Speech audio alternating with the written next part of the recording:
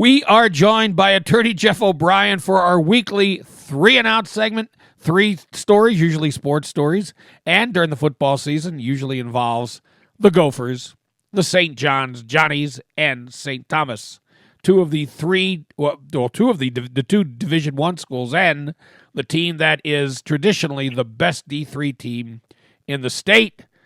Tough run for the Johnnies on Saturday. They lost on a last-second field goal to Susquehanna, and that's too bad. Now, Bethel, though, we're talking about Bethel's still alive, but the Johnnies wound up going down, and they were home.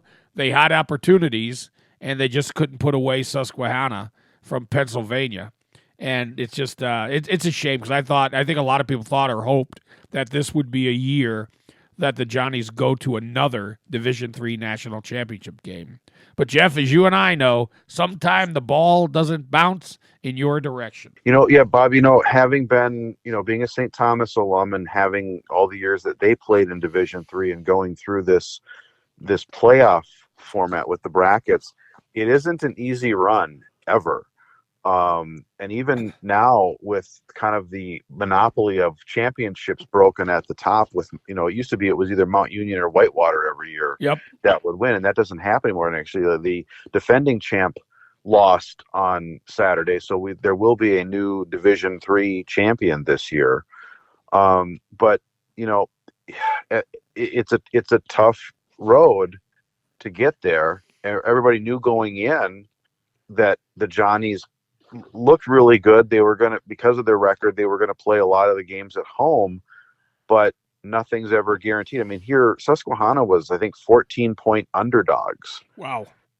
And so this was a big upset. But what it also highlights, Bob, is, and I know who your favorite college coach of all time is, the late John Gallardi.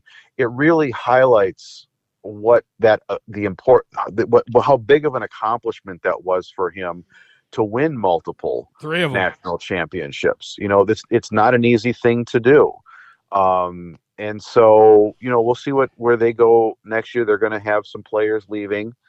But I guess we're all in for Bethel now as the lone Minnesota representative in Division III left. The Royals actually, interestingly enough, Bob, they beat Wartburg, which is the school that St. John's beat in the non-conference season early on this season. Well, and also the Bethel is the only losses they have are to the Johnnies. So it is a very good team, and maybe they're now in the final 8. They have to win a few more games, and they could be national champions.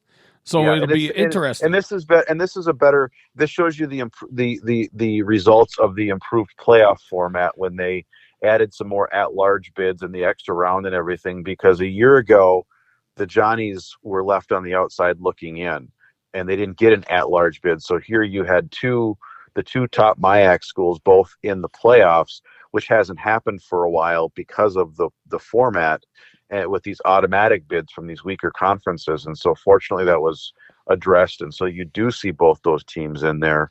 We'll see how, I believe Bethel now plays. It goes on the road to Susquehanna, who beat the Johnnies. Yes, this week. That's right.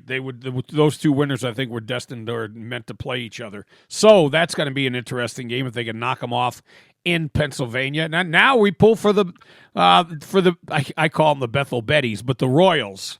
Yep, and Bethel Royals. Let's hope that they wind up winning. And by the way, there will be a ripple effect across the next few years, because I think that what this shows is, like you said, how strong the MIAC is, that they will get that second best team in the national championship playoffs going forward, because they're not going to forget that. Well, this is a big moment for Bethel too. I mean, back in the days with the Tommies and the Johnnies, that rivalry, they kind of got overshadowed, but they were a solid team for a long, long time. They were always, giving the Johnnies and the Tommies a run for their money, even though they didn't win a lot of conference championships. Since the Tommies have left, that's a little different, but they still don't get the attention that St. John's does, because, that St. John's is St. John's. But,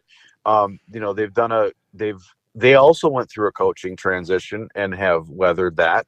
and are continuing to be competitive. So, we'll see what happens here, but hopefully they can return the favor and pull an upset on Susquehanna the way Susquehanna pulled an upset on the Johnnies. Yeah, that'd be great for them. Now, the Gophers are going to the Duke's Mayonnaise Bowl. They shortened it to Mayo Bowl.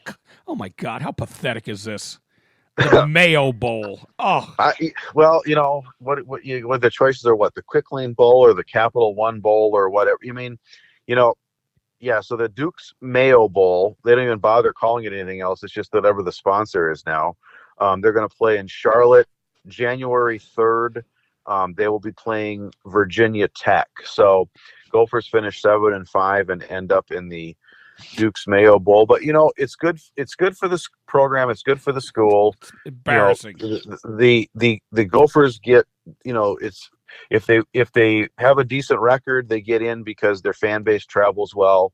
Would have liked to have seen them, play a little better and get into some like a bowl game that maybe has a little bit more meaning. But hey, we'll take it. Okay, here's what they should do. The night before the game, at midfield, they should have a giant vat, or like a pool, like a big swimming pool full of mayonnaise, and each position put your best player in there, and they have to wrestle. Well, if the Gophers win, does PJ get like a thing of mayonnaise dumped over his head? Yeah, never mind Gatorade. It has to be mayonnaise. Well, I think so. Yeah.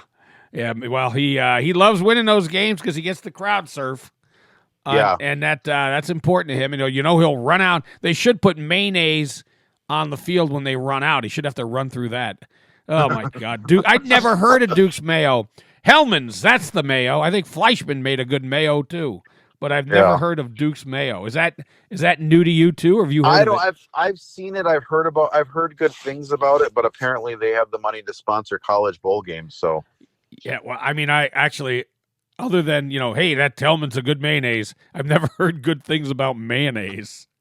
It's not something you really talk about that much, but no. Anyway, all right, now, just a quick thing. How about your Vikings? You know what? As I put up a little graphic on Facebook yesterday with the score, and it said, "It will never forget you, Kurt." It was nice to see with a K, it was nice, K-U-R-T. Yes, it's nice to see the no touchdown, multiple interception, yards in garbage time performance happening for another team.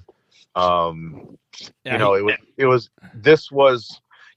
is the type of, we always talk about Minnesota teams playing to their up or down to their level of competition. And the Vikings have been, anemic as of late. They've had to pull off some comebacks to win against some mediocre teams, but, give them credit. They showed up and delivered. This was a game you knew that the fans wanted a big win, and they went out and got it. They absolutely did. So that worked out in that regard. All right, Jeff. Jeff O'Brien, thank you so much. Our 3 and Out segment. Take a quick break. The BS Show. Be right back.